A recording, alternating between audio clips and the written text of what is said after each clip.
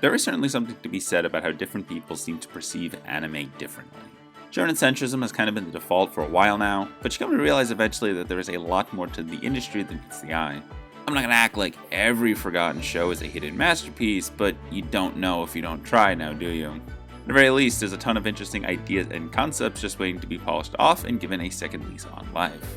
With just how much there is out there, I figured the best way to decide what to prioritize is to put my fate in the hands of an algorithm, and thanks to the random anime generator, we can do just that. 3 random anime, 3 episodes to decide if I want to finish. Same business as always, but regardless, that's 3 series less that I have to worry about.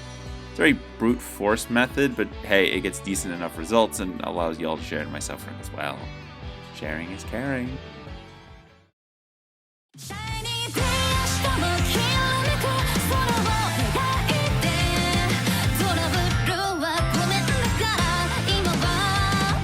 There is this idea in creative writing that there are 2 stories you're telling at any given time. The first story is the surface level plot, including the general tone and setting, and the second, often overlooked story is the actual thematic meat of your narrative that accounts for what you're trying to say with the work.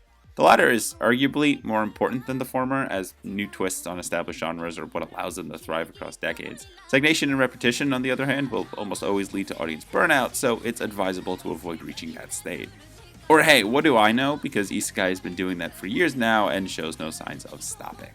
I feel like the appeal of isekai tends to lie in that familiarity though. While there's plenty of variation on the premise of the story, pretty much all of these titles converge on 3 or 4 different archetypical stories, even if the setup to get there might be different.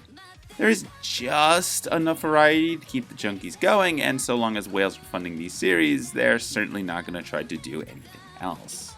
Airing back in winter 2023, Am I Actually the Strongest is yet another isekai fantasy about a 20-something otaku who is reincarnated as an overpowered noble in another world.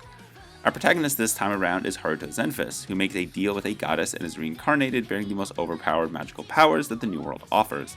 Only problem is that the magic tools in this world aren't able to fully measure his power, overflowing to a really low magical aptitude. Thus, in pure embarrassment, his parents abandon him before even giving a name to their newborn child. In the woods, our protagonist names himself Haruto and has a fateful encounter with the flame Fenrir Flay. After a quick chat, Flay decides to dedicate her life to Haruto, and the two go to live with one of Haruto's relatives, Gold Zenfis, who pities the boy and takes him in. 9 years later, life is going pretty good for Haruto, but the meddling ways of his adopted younger sister Charlotte threaten to expose his secret that he might actually be the strongest. Boom, title drop. The bar tends to be pretty low for these kinds of shows, so it really is a miracle when one of them has literally anything going for it. In Am I Actually the Strongest's case, the comedy isn't awful. The whole thing is baked in a vaguely comfy feeling for all those salarymen that just got off work and want to live a low-stakes life of peace, and there's some okay jokes here and there. There's also a pretty okay bit where he gets Charlotte into anime by connecting to his older PC in the other world that completely breaks the logic of the world, but the show doesn't give a flying fuck. It's laid back, indulgent, and not the worst in the eyes, though it could use work. The main issue with Am I Actually the Strongest, though, is that it pretty clearly struggles to differentiate itself from the legions of similar shows out there. The cast is alright, but it feels like the show leaves a lot on the table in favor of just painting by the numbers. There's plenty of potential in having an isekai Tarzan, with our MC being raised by the Fenrir in the woods, and with the goddess whose fuck-up is what drives the plot in the first place, but after the intro, both of these plot points are basically moot, as it transposes into that tried and tested slice of life in another world as a noble plotline. It's very similar to Reincarnate as the 7th Prince in that regard, but at least that show had better characters and production values to back itself up. That comparison does not do Am I Actually the Strongest any favors, and makes it end up feeling like the cheaper budget alternative to a show that already feels questionable and if I ever want to bother with its second season when it releases this summer, and it's far from the shining example of what the genre has to offer.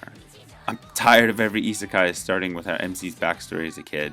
I'm sure you can figure something out with just a wee bit more creativity.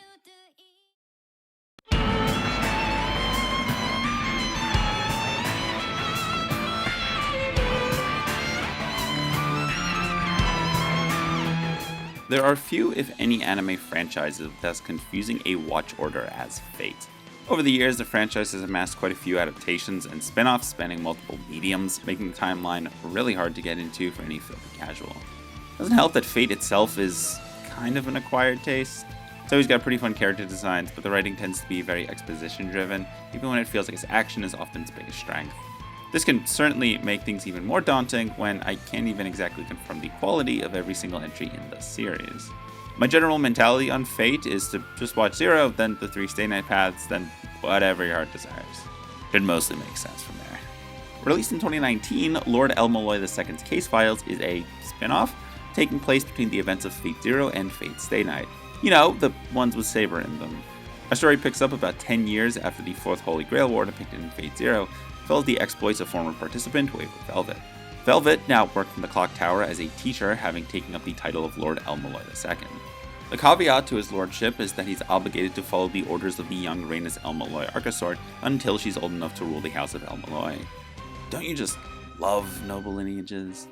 Alongside a mysterious apprentice named Grey, Lord El-Melloi II is set on a variety of cases that lead him closer and closer to unraveling the true nature of the Clock Tower and the secrets around him.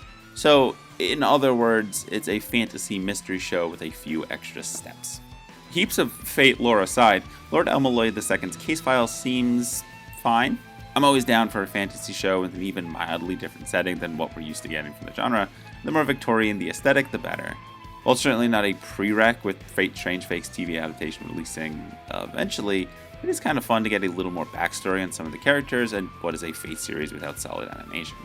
The writing, on the other hand, is very Fate. There's a lot of exposition, and episodes do sometimes feel like a repeated loop of go to place, exposit, then fight bad guy, if that. A good mystery lets you marinate in the subtext and give you what info you need to solve it for yourself, but with Case Files, the answer is usually just big monster, and the build-up even less interesting.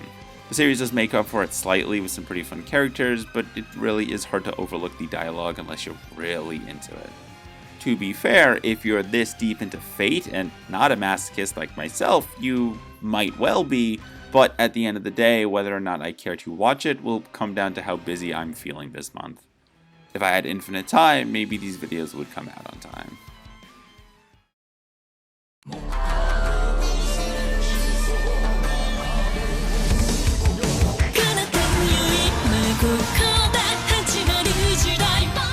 I can say it till I'm blue in the face, but good fantasy is not something that I think gets appreciated enough. Conceiving and fleshing out a fantasy world is surprisingly difficult, and that's just all the prep work. Writing a fantasy story can be just as challenging.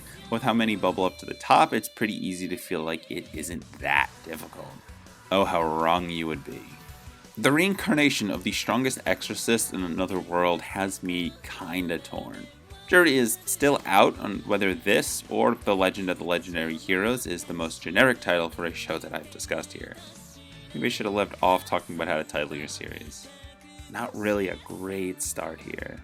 The story follows Haruyushi Kuga turned Seika Lamproot, formerly the strongest exorcist who was betrayed by the Imperial Court and, as he was dying, used a reincarnation technique he created to reincarnate into another world and start life anew. If it sounds like I stole any part of that description from any list description of the series, it's because I quite literally did. Probably didn't need to, but I guess it gets the point across that the most remarkable thing about this show is that it is extremely committed to being unremarkable. The plot offers nothing, the characters even less, and if you told me to conceive of an idea of a generic isekai, I would point you here and call it quits. I was not tempted to fire up the random anime generator and re-roll, but I'm better than that and will power through. Anyway, where was I? The reincarnation of the strongest exorcist in another world is just about everything you've seen and I've talked about here already. I do think the genre has a lot it could offer by bringing in various historical figures into its fantasy setting to spice up the mundane arcs that all these shows go through, and it can work on occasions as shows like No Longer Allowed in Another World kinda prove. Like, that show has its own problems, and I will not apologize for ripping into it as I did, but at least its main character does have enough personality to distinguish itself from the sea of other isekai protagonists. Reincarnation of the Strongest Exorcist doesn't do that though. It transposes its story onto just about every other similar story with a generic Kirito-looking protagonist and harem of young girls with no discernible personalities that fawn over him because they can. It almost kinda sucks more because of this. I can understand the power fantasy wish fulfillment of your standard otaku transported to another world is super OP and gets all of the babes, but if you're going to have the semblance of an actual concept, why do all of the same thing? Beyond that, the production is at least serviceable and doesn't completely shit the bed, but I'd still much prefer subjecting myself to another dumpster fire like Kamikatsu again before giving my time to any more of this one. But hey, maybe a cosmic ray will hit me and I'll have a change of heart. I wouldn't hold my breath.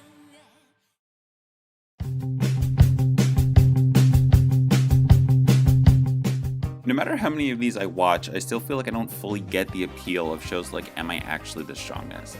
Like, sure, it's a lighthearted, easily digestible show that I can fairly easily use as background noise, but surely that can't be it, right? Whatever the appeal is, I won't be figuring it out with this one. The series' inability to really distinguish itself from other better options makes it already a hard sell, but a middling production values become the nail in the coffin for this one. Try again next time, which I'm almost certain will come sooner than I want. Despite the Herculean effort that is trying to understand the Fate timeline that I'm still not fully qualified to do, I still opted to bring Lord El-Melloi II's case files to completion. The series does branch out to bring some more moderately interesting characters and to balance its cast, and while it starts slow, it does pick up decent enough momentum by the end to keep my attention with some decent mystery and tension. It ends up being stooped more heavily in Fate lore than I initially thought, but for people looking for more supplemental content from this universe and like a good mystery show, it's definitely worth your time. If you don't want to deep dive into Fate lore, then there are certainly better options out there as well. It's inevitable in this business to find yourself some grade A slop every so often, and the reincarnation of the strongest exorcist in another world is certainly that. With little to offer and few interesting things to say with its serviceable premise, the show makes for an easy addition to the drop list. It's certainly not the worst thing that I've discussed on this series, but just manages to be inoffensive enough without being interesting to just make for a very dull series to sit through. It's a good thing to numb your mind to, but not much else. With that, we reach the end of yet another video.